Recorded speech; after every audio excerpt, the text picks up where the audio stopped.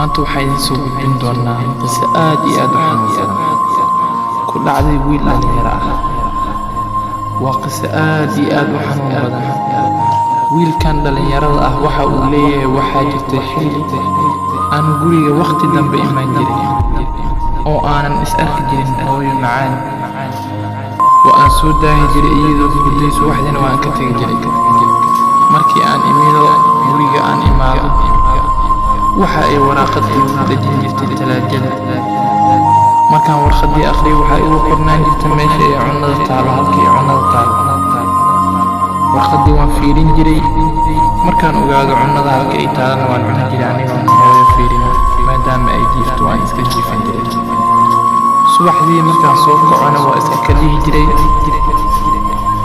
mar walbana iyadu waxay ahayd mid waraaqad ii gelisay talaajada si aan ugu ogaado meesha aan ka cuntaan lahaa oo aan ka cuni lahaa cunnada ay ii taalo cashadeeda.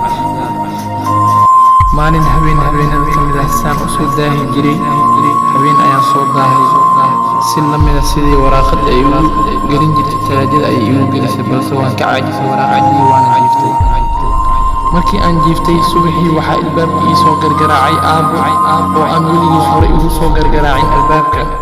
waxa uu igu yidhi waa ay dhimatay hooyo. markaan ogaaday arrinkii murug darteed waan ooyey. dhibaato badan ayaan maray maxaa yeelay hooyadii ma aanan u ahayn baari.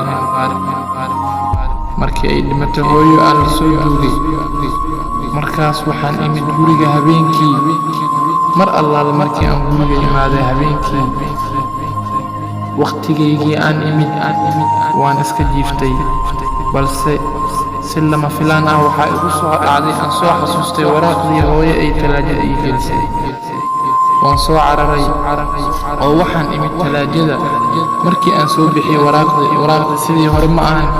amar kuma qorno, naseexa kuma qorno, wax ku qoran ma lahan. balse maxaa ku qoran? hooyo waxay igu soo qortay, waxa ay tiri aabbaha ma joogo habeenkii oo dhan waa uu shaqeeyaa, subaxdii ayuu yimaadaa. hooyo markaad guriga timaadid oo aad soo daahid waxaad igu timaadaa isbitaalka, maxaa yeelay aniga waan xanuunsanayaa. markii aan ogaaday waraaqdii markuu akhriyay waa uu ooyey wiilkii dhalinyarada ahaa, maxaa yeelay waxa uu ahaa mid aan hooyadii baar u ahayn, mid aan u wanaajinin hooyadii si ay u wanaajiso ma uusan ahayn. marka waxaan idinka codsanayaa daawadayaashaan in aad waalidka intay nool yihiin hadda laga ducaysto. wassalaamu calaykum waraxmatullaahi wabarakaatu. fadlan haddii aad ku cusubta janalka please subscribe noo saar, like-na nagu dhiirigeli. waad ku mahadsan tahay daawashada muuqaalkan.